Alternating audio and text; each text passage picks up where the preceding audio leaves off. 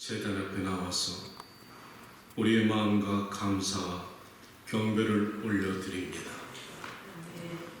우리 심령의 감사를 받으시고 우리의 허물과 죄악을 비춰주시고 지난 한 주일 동안의 잘못된 것 주의 보혈로 정결케 하시고 주의 이름으로 말미암아 당당히 일어설 수 있는 새 한 주간이 될 수 있도록 이 시간에 말씀으로 축복하여 주시옵소서. 우리가 변화받기 원합니다. 주님, 그런데 변화받기가 얼마나 어려운지 모릅니다. 나의 능으로 되지 아니하고 하나님의 능으로 되는 것을 믿사오니 오늘도 성경 말씀을 통하여서 생명의 말씀이 우리 안에 비춰주시고 수술하여 주시고 깨닫게 하시고 알려주시옵소서. 성령님의 말씀에 귀를 기울이며 순종하고 살아갈 수 있는 신앙인들의 모습이 될 수 있도록 축복하여 주시옵소서.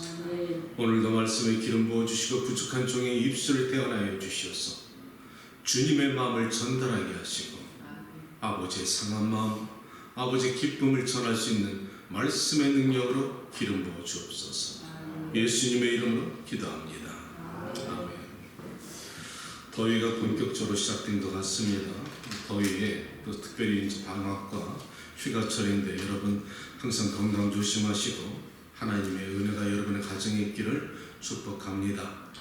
7월 7일 날은 저희가 성찬식을 할 계획이 있으니까 마음으로 준비해 주시기 바랍니다.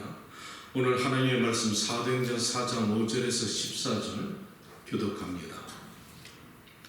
이튿날 관리들과 장로들과 서기관들이 예루살렘에 모였는데 대제사장 안나스와 가야바와 요한과 알렉산더와 및 대제사장의 종이 다 찾아와요.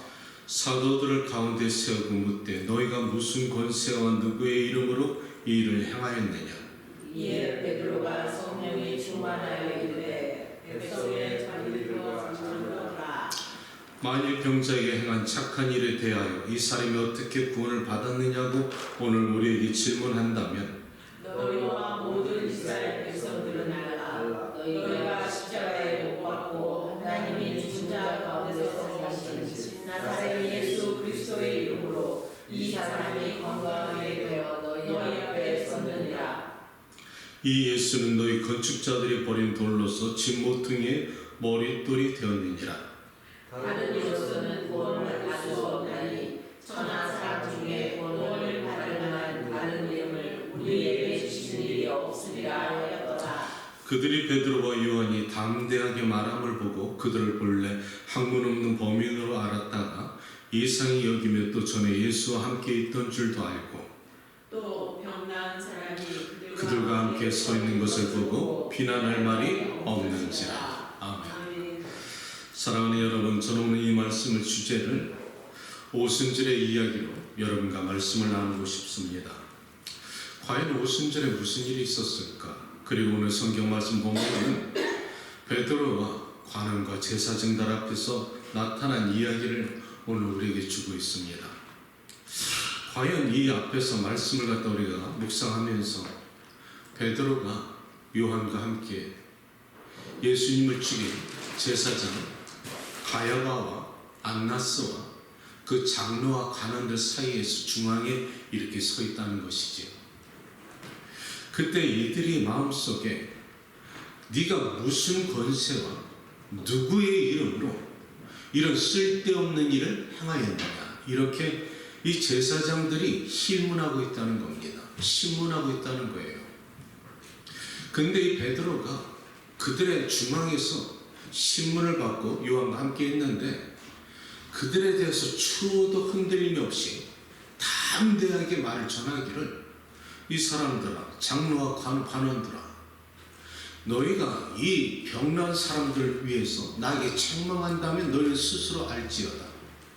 너희가 죄 없는 예수 그리스도를 갖다 십자가에 못 박히셨고 하나님이 그를 그 가운데서 생명의 법에서 살리셨으니 그 나사렛 예수 이름으로 이 사람이 고침을 받았느냐라, 이렇게 당당하게 그들에게 대꾸하고 있다는 것입니다.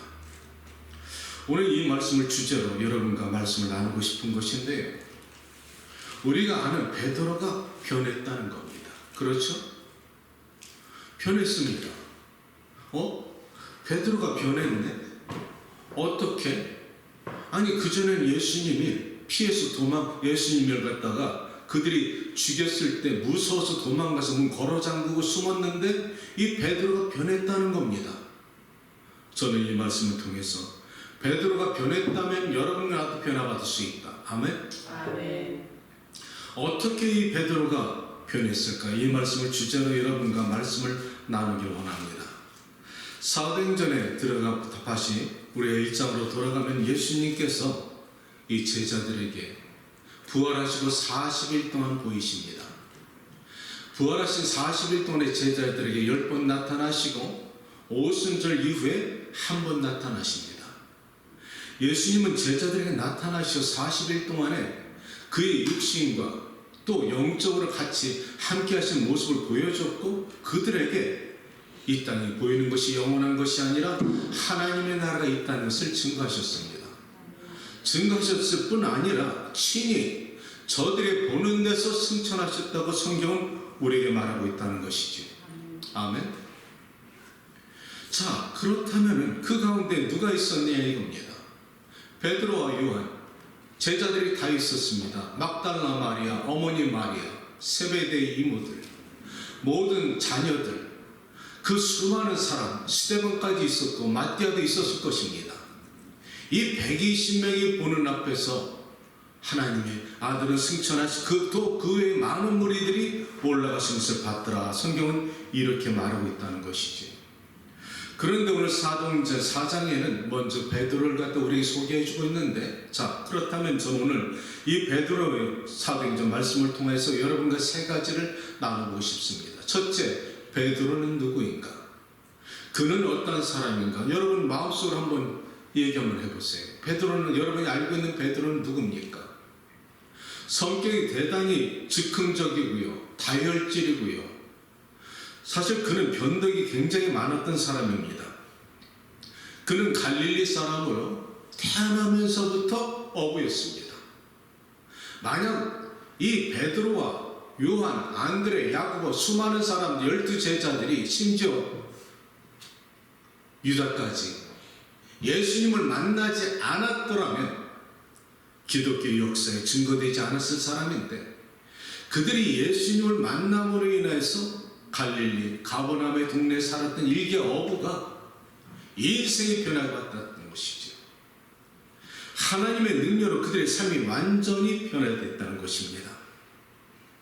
저는 이 베드로와 제자들의 모습을 바라보면서 왜 예수님은 그 제자들을 선택할 때 학문이 좋고 가문이 좋고 능력 있고 지혜 있고 좀 가진 자를 갖다 추려서 그렇게 사역을 하셨으면 더 조직적이고 모든 것이 더 쉽지 않았을까? 그런데 왜 예수님은 하필이면 가치성 제로, 실용성 제로, 존재감 제로, 자격 미달이요, 함량 미달인 그들을 택하여서 예수님이 교회를 갖다 이루셨을까?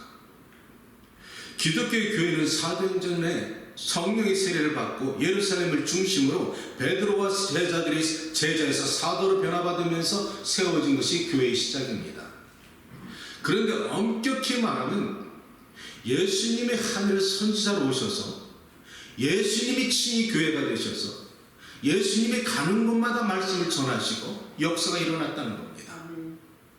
예수님이 개척교회를 12명 가지고 시작했다는 것이죠. 아멘. 이 예수님이 12명 가지고 개척교회 시작하시면서 가시는 곳마다 필드마다 동산마다 심지어 바닷가에서 수많은 분쟁의 말씀을 증거할 때 세상이 뒤집어지기 시작했다는 것입니다.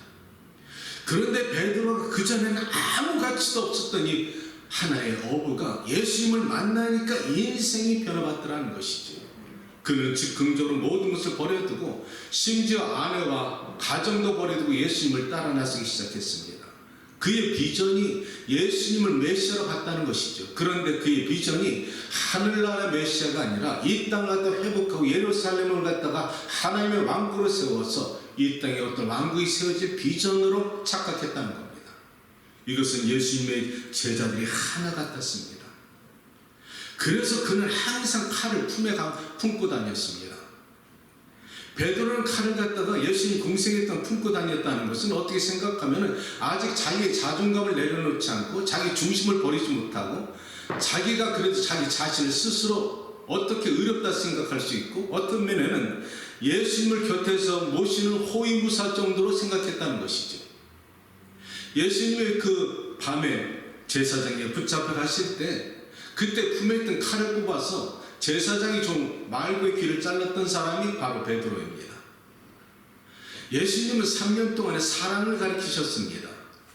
하늘나라 복음을 가르쳤습니다. 그런데 자기 꿈들이 비전이 이 땅의 왕국이었기 때문에 하나님 진리의 말씀을 그렇게 들어도 자기 비전과 꿈에 합리화시켜버려서 그 진짜 하늘나라 복음을 깨닫지 못했다는 것이죠. 자기들의 꿈이 꽉 찼던 사람입니다. 나는 이 말씀을 보면서 베드로의 모습에서 제자들의 모습에서 우리를 바라본다는 것이죠. 3년 동안 예수님을 따라다니면서 그 본 것이 많고 기적도 보고 함께 동거생활하면서 생활했던 이 제자들이 본 것만으로 변하지 않다는 것이죠.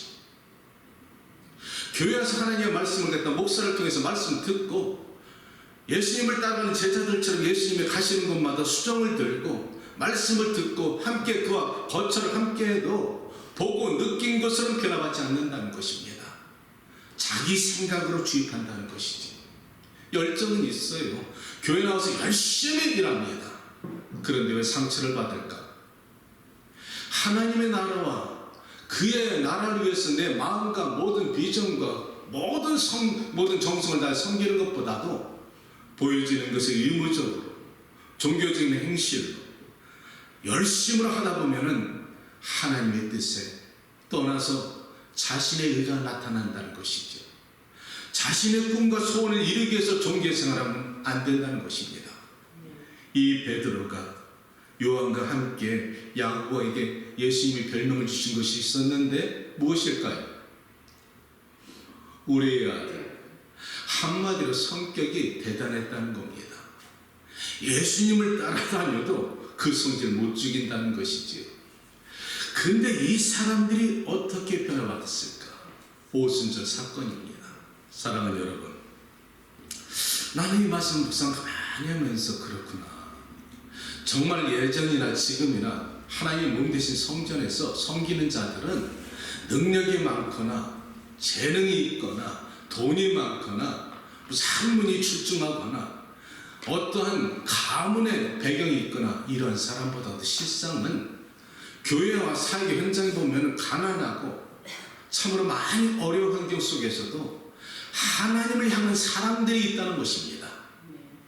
베드로와 모든 제자들이 볼 것 없는 사람이었습니다. 그렇다면 우리도 가능성이 있다는 것이지요. 우리도 가능성이 있다는 겁니다. 근데 예수님이 그들에게 원하는 것은 어떤 조건이 없었다는 것이죠. 오직 한 가지, 믿음과 순종이었습니다. 여러분도 나도 그것을 할 수가 있지 않습니까? 만약 예수님이 우리가 제자된 조건을 갖다 그렇게 어떤 라인을 집어주셨더라면 우리는 따라갈 수가 없지만은 예수님이 원하신 것은 믿음과 순종이라는 것입니다. 그러면 우리도 충분히 할 수가 있다는 것이지요. 마음이 가난할수록 생활이 어려울수록 오히려 십자가 앞에 절박하게 나가서 기도할 수 있는 것이 어려운 환경이 있다는 사람들입니다. 이 베드로가 예수님을 따라다니면서 변하기 시작했는데요. 예수님께서 승천하시기 전에 제자들에게 말씀하십니다. 너희가 때가 이르면 하나님께서 너에게 보내주신 성령이 있을 터인데 너희가 그 성령을 받기 전까지는 아무것도 하지 마. 그리고는 성령을 받으면은 너희가 권능을 받고 예루살렘과 유다와 사마리아 땅 끝까지 이르러서 내 증인이 되리라 이렇게 말씀하십니다. 그런데 제자들은 성령이 뭔지를 몰랐다는 것이죠. 성령의 말씀은 들었지만 성령이 뭔지 몰랐지만 예수님은 제자들에게 마지막 당부하시고 유언하시고 그들이 보는 앞에서 하늘로 올라가시고 구름 위로 올라가시니 그 후에야 제자들이 그때가 40일이었습니다. 그 40일에서 50일 되는 날 오순절 딱 50일 되는 날 오순절 사건이 일어나기 시작했다는 것이죠. 오순절은 50일을 뜻한다는 겁니다. 구약에는 77절을 갖다 뜻하는 것인데요. 40일 플러스 10일 동안 저들이 전심으로 감람원에서 예루살렘 나가야 다락방에서 기도하기 시작했다는 것이죠. 잘 들으세요. 단 몇 시간이 아니라는 것입니다. 예수님이 승천한 거 봤습니다. 부활의 주님과 함께 동행했습니다. 그들의 마음속에 변화가 일어나기 시작했습니다. 하나님이 살아계시고 예수님이 승천한 거 보니까 하나님의 영생은 있구나. 그렇다면 장차 우리도 예수님과 함께 영생의 나라를 갈 수가 있다는 것을 깨달았습니다. 그리고 나서 보혜사 성령이 올 때까지 떠나지 말고 기도하라 하니까 그들이 열흘 동안 기도했다는 것이죠. 영적 대혁명입니다. 부흥회를 했다는 겁니다. 어떤 부흥회? 우리가 이제 깨닫고 보니까 예수님께서 살아계실 때 그렇게 우리에게 말씀해 주셨는데 우리의 눈이 어두웠어. 우리의 마음이 어두워서 깨닫지 못했던 거야.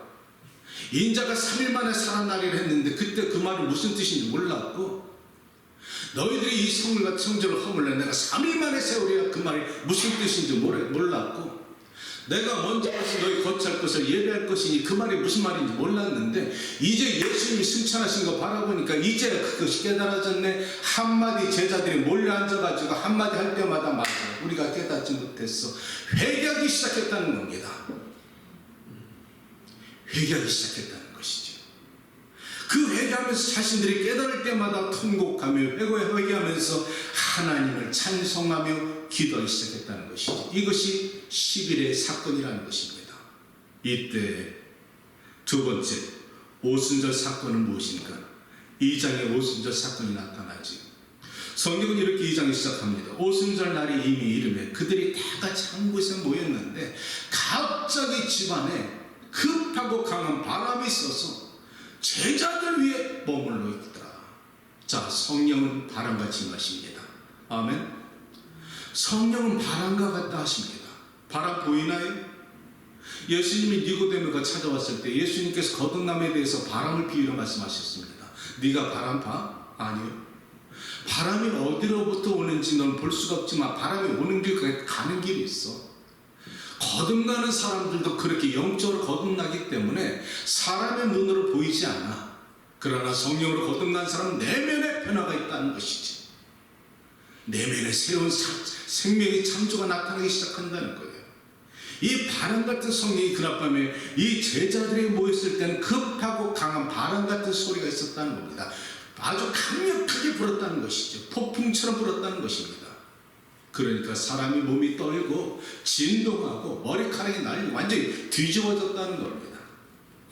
이러한 예가 엘리야가 호렙산에 가기 전에 광야 40일길을 걸어서 지치고 군한 몸으로 호렙산 골짜기 굴에 깊숙이 숨어서 지쳤을 때 하나님의 성령이 나타나십니다. 엘리야야 어디 있느냐? 내가 여기 있나이다. 나와라. 그러면 성령 하나님께서 나타나시는 징조가 급하고 강한 바람이 있어서 산을 갖다 가르고 바위를 부수는 그 바람이 있어도 하나님은 거기 아니 계시고, 지진 가운데 드러나지도 아니하시고 불같은 성령이 임했어도 나타나지 아니하시는데 생명음성으로 나타나시고 바람과 불로 나타나시는 것이 성령 하나님이라는 것이죠. 아멘. 성령은 바람처럼 임하십니다. 여러분의 몸이 떨고 진동하는 것, 가만히 있을 수 없는 것이 바람 같은 성령이라는 것이죠. 두 번째, 그러더니 마치 불이 혀처럼 갈라지면서 각각 사람 위에 있더라, 이렇게 성경 말하고 있다는 것입니다. 불이 혀처럼 갈라졌다는 것은 내려올 때 한 덩어리였다는 것이지요. 120명이 각자 갈라져서 그들의 머리 위에 성령이 있더라는 것입니다.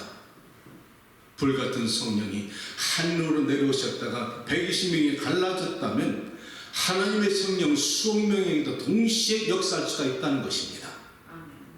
아멘.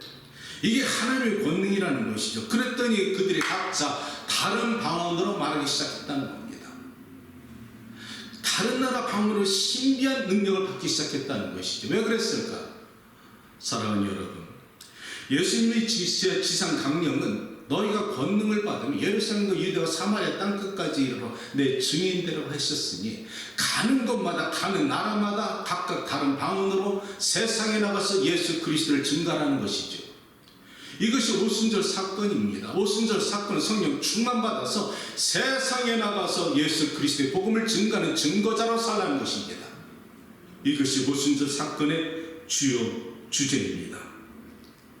이때 저들이 그렇게 막 충만하니까 성령은 어떤 때 비둘기처럼 내려올 때가 있고 조용히 기름처럼 내려올 때도 있지만 이 성령의 체험은 성을 뒤집었다는 겁니다. 마가의 닭궁이 완전히 뒤집어졌습니다. 그랬더니 그때 경건한 유대인들이 천하 각국으로부터 와서 예루살렘에 머물러 있더니 이 소리가 나면 큰 무리가 모여서 각각 자기의 방문으로 제자들이 말하는 것을 보고 큰 소동이 일어났다는 것이지요. 당황했다는 것입니다. 놀랬다는 것입니다. 예, 아멘입니다. 기독교 역사 가운데 여러분 무리가 모여서 기도하다 성령 세례 받으면 난리 납니다. 불같은 성령 받으면 뜨고 대굴대굴 뒹굴고 바람같은 성령의 세례 받으면 온몸을 떨고 하나님의 말씀이 생명의 말씀이 각 사람의 심령을 찔러 쪼개며 수술할 때 내면의 변화가 나타나기 때문에 통곡과 통회하는 사건이 나타난다는 것이지요. 예루살렘 성이 조용할 수가 없었다는 겁니다. 혁명이 일어났다는 것이지요. 그랬더니 수많은 그때 경건한 유대인들이 예루살렘 왕에서 그 사건을 보고 사람들이 소란이 났다는 것입니다. 뒤집어졌다는 것이죠. 성령 사역은 조용히 오는 게 아닙니다. 사람의 영과 육을 갖다 고치고 내면의 변화를 통해서 새로운 영적 대각성 운동이 일어나는 것이 오순절 사건이란 말이죠. 그때 어떤 사람들이 한다는 말이 저들이 미쳤구나, 저들이 세술에 취했구나 이렇게 말하는 것이죠. 여러분 술 취한 그 공통점 뭔지 아십니까? 말이 많아지죠. 성령 세례 받은 사람들이 말이 많아지는 겁니다. 혀가 꼬부라진 말을 한다는 것이죠. 방언을 말하고 있다는 것입니다. 그리고 이전 같으면 맞으면 화를 낼 사람들이, 비웃음을 조롱받으면 화를 낼 사람들이 무엇이 좋은지 그런 조롱과 비방을 받아도 싸우지 않고 웃으며 즐거웠다는 것입니다. 술만 깨면 다시 술집으로 뛰어가지 않고 기도하던 사람들이 성령 세례 받고 나니까 눈만 뜨면 교회로 달려가고 예배 자리로 가기 시작했다는 것이지요. 변했다는 겁니다. 이것을 바라보니 사람들이 세술에 취했을 때 그때 오늘 베드로가 하는 말이 이스라엘 사람들아 들어라, 때가 제 삼시니 우리가 술 취한 것이 아니다. 아침 9시라는 것이죠. 너희가 알기엔 우리가 술 취한 것 같지만 실상은 너희가 얼마 전에 십자가 못 박혀 죽이신 그 나사렛 예수 그리스도의 능력으로 말미암아 성령이 우리에게 임하시고 그 성령으로 말미암아서 우리가 그 증인으로서 이 자리에 섰느니라 이렇게 말하고 있다는 것입니다. 아멘. 그리고 베드로가 말하지, 이 성령은 하나님이 예전에 이미 요엘 선지자로부터 예언한 것인데 말세가 이르면 너희 자녀들은 예언할 것이고 너희 청년들은 환상을 볼 것이고 아비들은 꿈을 꾸리라 이 말씀을 한 것을 너희가 잊었느냐. 내가 하나님의 성령께서 말세가 되면 내가 남종과 여종에게 성령을 물붓듯이 부어주리라. 믿습니까? 여러분 성령을 사모하십니까? 그분이 여러분을 가지고 인도하시길 원하십니까? 그렇다면 여러분의 마음속에 주님을 찬양하시는 여러분 되시기 바랍니다. 이것이 오순절 날 첫 번째 설교입니다. 그때 그들이 그 말을 듣고 나서 마음에 찔렸다는 것이죠. 그러니까 그들이 말하기를 형제들아 그럼 우리가 어떻게 할까? 그때 베드로가 하는 말이 곧 이겁니다. 너희가 회개하여 각각 예수 그리스도의 이름으로 세례를 받고 죄 사함을 받으라. 그러면 너희가 성령을 선물로 받으리라. 대단히 중요한 말씀이에요. 사랑하는 여러분, 난 여러분에게 도전합니다. 여러분뿐 아니라 이 말씀을 듣는 누군가에게도 도전합니다. 우리가 교회 생활하면서 종교 생활을 하고 있지 않는가? 어떤 사람이 천국을 갖고 지옥을 보고 온 사람이 한 말이 있습니다. 지옥에 떨어졌는데 일주일 만에 그 다시 살아났는데 하는 말이 자신은 지옥에 떨어질 수 있는 가능성이 있었다는 것이죠. 자기 평생에 죄를 졌기 때문에. 그런데 지옥에 음부로 떨어지는 사람 건데 교회를 잘 믿던 사람들이 있었다는 것은 이해를 못한다는 것입니다. 아니 어떻게 교회 다니는 사람이 지옥에 갈 수가 있습니까? 다시 살아난 사람이 그것을 질문하다는 것이죠. 난 그 말씀할 때 대단히 심각하게 듣습니다. 어떻게 예수 그리스도를 갖다 믿고 교회 나온 사람이 지옥에 떨어질 수가 있을까? 뭐가 다를까? 종교 생활했다면 가능합니다. 구원은 예수 그리스도를 갖다가 믿음으로 말미암아 구원 얻는 것입니다. 믿음은 받아들인다는 것입니다. 아멘. 이것이 구원의 능력이죠. 회개 없이 죄사함이 없다는 겁니다. 여러분 정말 진정으로 회개해 보셨습니까? 구원은 사실 심각하고 내 죄가 발견되면은 통이 없이는 우리가 한번 깊이 한번 생각해 봐야 됩니다. 내 삶에 잘못이 무엇인가? 하나님 앞에 범죄한 적은 없었는가? 내가 과연 구원을 받았는가? 우리가 언젠가 한 번은 심각하게 십자가 앞에서 우리가 기도할 때가 필요한 줄로 믿습니다. 두 번째, 베드로의 두 번째 설교는 그 다음날 9시 아침 기도 시간에 베드로가 성전문에 기도하러 들어가니까 성전 미문에 안진뱅이에 있더라 성경은 말하고 있습니다.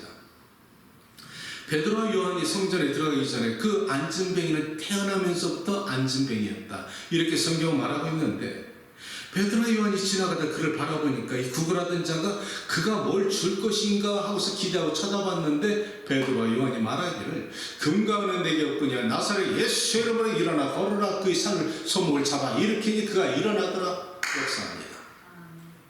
자, 똑같은 인물인데 오순절 성령 받기 전에는 역사가 없었던 인물들입니다. 제자들이었지만 예수 그리스도의 이름으로 귀신을 못 쫓아냈고요, 병을 못 고쳤던 존재감들입니다.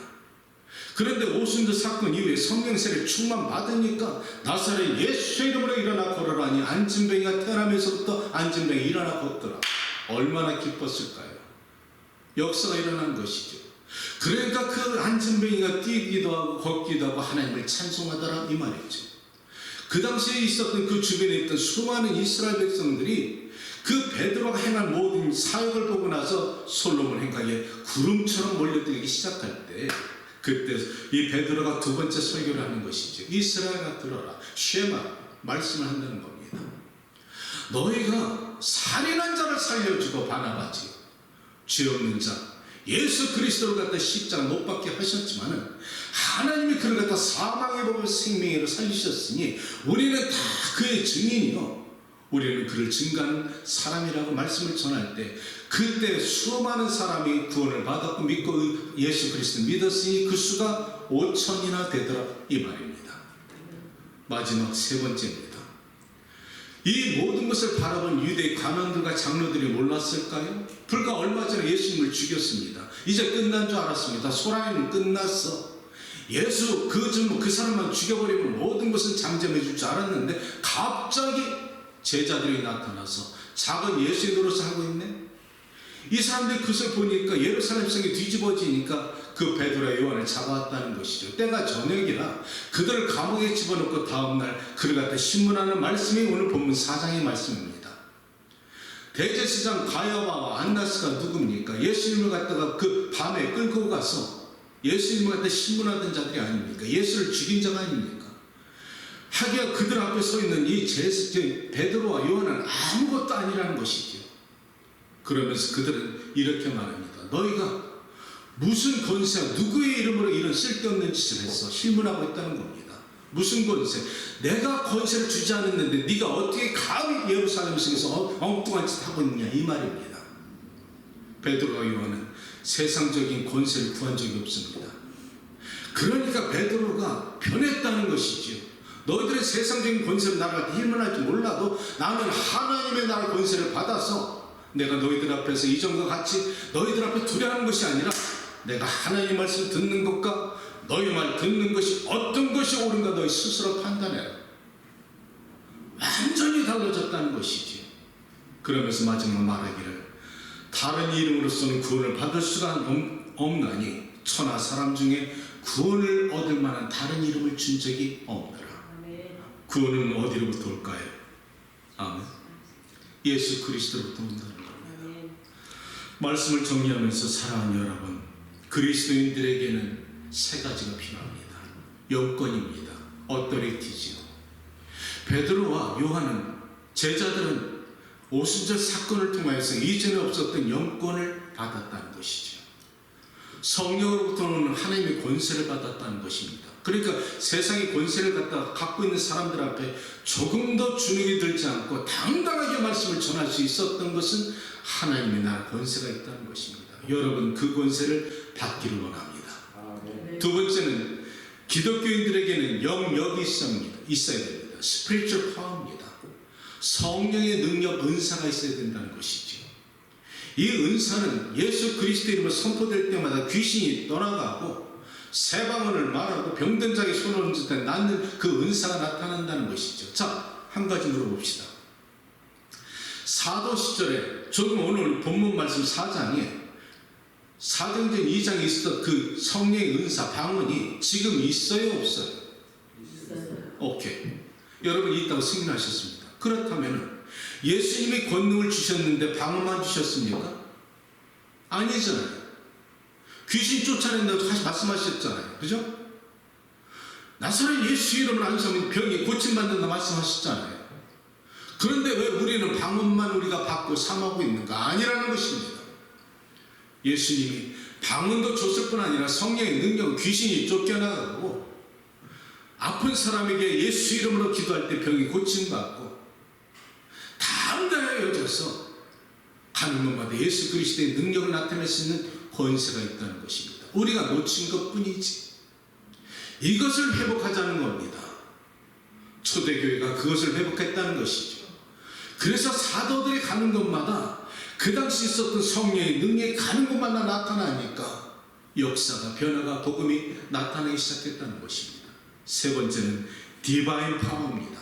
영성입니다. 하나님께 반응하는 마음의 자세를 말하는 것이죠. 분별력입니다. 교회를 안 갔네? 집에서 있고 텔레비를 봐도 마음이 불편한가요? 괜찮은가요?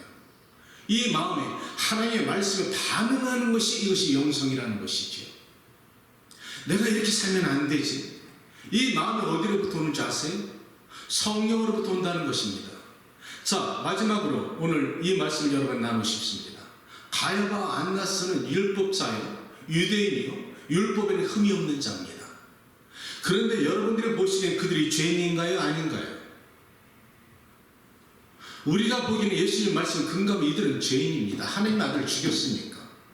그런데 자신들은 전혀 깨닫지 못하고 있더라. 왜? 성령이 없으니까. 거룩한 영이 들어와야 죄가 죄인 줄 보여. 여러분이 신앙생활하면서 여러분이 죄를 갖고 깨닫고 나서 괴로워한다면 여러분 안에 거룩한 영이 있기 때문에 보이는 거예요. 내 안에 성령 충만하면 내가 얼마나 죄인 것을 깨달아. 바울이 사울일 때 그는 율법에 흠도 없고 완전한 자였습니다.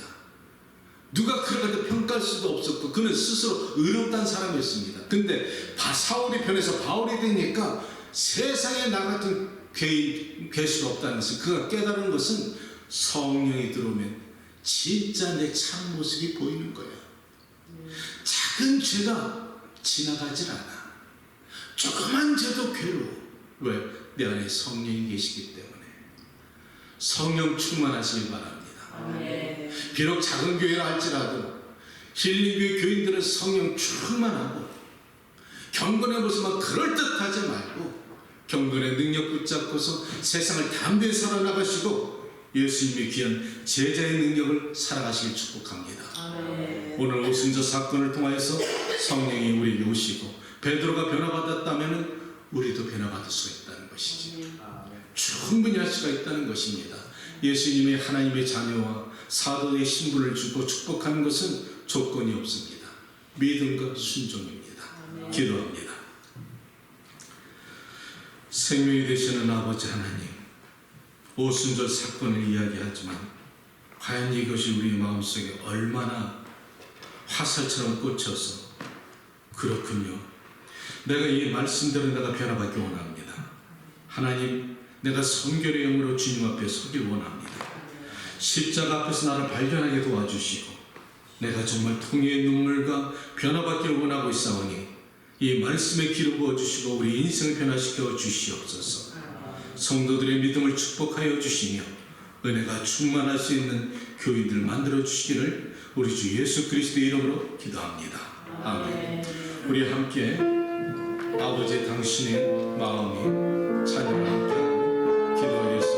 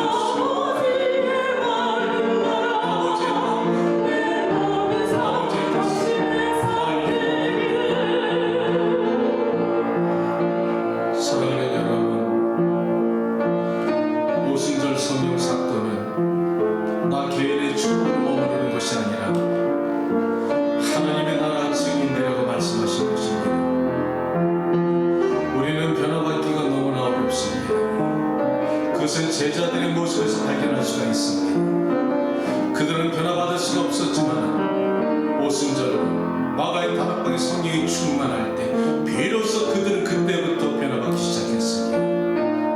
하나님 이 시간에 나를 변화시키는 성령의 충만함으로 임하여 주시옵소서. 내 안에 죄를 갖다 회개하게 하시고 내가 예수 그리스도의 이름으로 세례를 받고 마음의 아버지 정결함을 받고 주 예수 그리스도의 이름으로 구원받게 하시고 입으로 선포하는 것마다 예수 그리스도의 증인되게 하여 주시옵소서. 하나님이 사랑하는 성도들의 가정을 지켜주시며 이 땅에 살아가는 목적과 하나님 제자들의 삶에서 사도의 직분을 갖다 받은 것처럼 오늘 이 시간에 우리가 변화받기 원합니다. 아버지의 마음을 알기 원합니다. 아버지의 뜻을 세상에 전하기 원합니다. 하나님 당신이 울고 있는 이 어두운 땅에 당신의 빛과 향기가 되기를 원합니다. 내 마음에 아버지의 마음을 깨닫게 하여 주시옵소서. 이 땅에 살아가는 동안에 거저왔다 거저하지 말게 하시고 하나님의 아들딸 되어서 죽도록 충성하여서 하나님 귀한 그릇 만들어 주시고 이 땅에서 복의 그릇 만들어 주시옵소서. 우리 주여 한번 무너지고 기도합니다. 주여 하늘의 문을 열어주십시오. 모형을 오신 아버지 하나님, 내 안에 그리스도의 성령으로 말미암아서 눈에 보이는 현상에 내가 아버지 하나님 흔들리지 않게 하시고 하나님 보여지는 현상은 나를 갖다 아버지 낙심시키고 나의 마음이 아버지 하나님 무거울 때가 있지만 내 심령 속에 역사하시는 나사렛 예수 그리스도의 이름으로 말미암아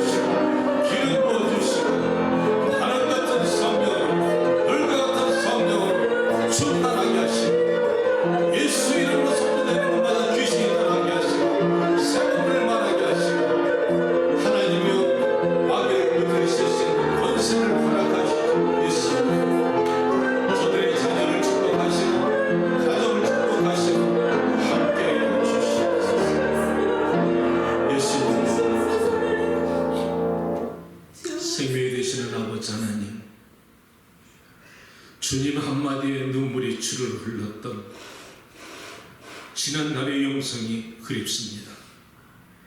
내가 죄인인 것을 깨닫고 십자가 앞에 통곡할 때 그때의 아버지 안에 순결한 믿음이 그립습니다. 신앙생활을 오래 하면서 고목나무에 기끼듯이 타성과 습성이 붙어버려가지고 부끄러운 종교에 생활하고 있다면 하나님의 말씀으로 밝혀주시고 우리가 변화받기 원합니다. 하나님, 목사가 목사답게 살게 하시고 성도가 성도답게 살게 하시고 이 땅에 무엇을 먹을까 무엇을 입을까 걱정하는 것보다 이 땅에 살아가면서 아버지의 나라, 아버지의 상한 마음을 깨닫고 그 마음을 전달할 수 있는 성도들이 될 수 있도록 축복하여 주시고, 사랑하는 아들아, 사랑하는 딸아, 네 영혼이 잘된 같이 네 범사가 잘 되는 거야. 네 영혼을 먼저 달라하시는 아버지의 마음을 제발 깨달아서 하나님께 기도하게 하여 주시옵소서. 기도 없이 하나님을 만날 수가 없습니다. 기도의 끈이 끊겨지거나 성령님을 만날 수가 없습니다. 우리 사랑하는 힐링교회 성도들은 기도의 사람들 만들어 주시고 성령의 사람 만들어 주시고 저들의 삶에 간증이 넘쳐나게 하시고 나사렛 예수 이름으로 세상 넉넉히 이길 수 있는 믿음의 가정 만들어 주시옵소서. 범사가 잘 될 줄 믿습니다. 오늘 제단에 나오면서 거룩한 제단에 감사의 물질과 11조를 바칩니다. 하나님 약속하신 이 보혜사 성령께서 말씀하신 대로 이 땅에서 아버지 살아갈 때 조금도 아버지 하나님 초라하지 말게 하시고 당당하게 이 땅을 승리하게 살아가시며 이 물질을 바친 것처럼 몇 배, 10배, 10배, 100배의 축복을 허락하여 주시옵소서. 이 땅에 살아가는 동안에 초라하지 말게 하시고 당당한 그리스도인의 모습으로 나누고 베풀어주는 구제할 수 있는 성도들 가정 만들어 주시옵소서. 자리에서 일어나시기 바랍니다. 축도합니다. 지금은 우리를 죄에서 구원하시고 보혜사 성령을 이 땅에 보내주신 나사렛 예수 그리스도의 원하신 사랑과 또 그 아들을 아낌없이 주신 우리 하나님의 지극하신 은혜와 성령의 감동감과 교통하심을 이 자리에 함께 있는 우리 사랑하는 권속들과 멀리 출타 중에 있는 하나님의 귀한 백성들과 아직도 병성에서 고통받는 누군가에게 찾아가시고 우리 자녀들과 하나님의 귀하신 선교지마다 또 전쟁에 고통받고 있는 수많은 어려운 그런 선교지와 전쟁터마다 지금부터 영원까지 함께 계실지어다.